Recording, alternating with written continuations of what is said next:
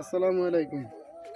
আমরা তরমুজে আজকে প্রথম ওষুধ ব্যবহার করব কপাল কপার জাতীয় ছত্রাকনাশক। আপনার কপার অক্সিক্লোরাইড আর ডাইমোথপ, এটা আপনারা যে কোনো কপার জাতীয় ছত্রাকনাশক ব্যবহার করতে পারেন।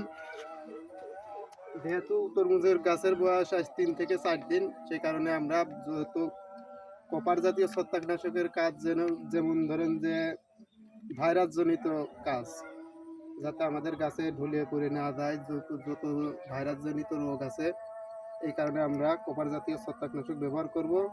ওষুধ তো আপনারা কপাল বা কপার জাতীয় যে ছত্রাকনাশক, সেইটা প্রতি লিটার পানিতে 2 গ্রাম হারে ব্যবহার করে ভালো করে মিক্স করে নিয়ে সুন্দর করে গাছে আপনারা গাছটা খুবই সুন্দর করে ভিজিয়ে দেবেন।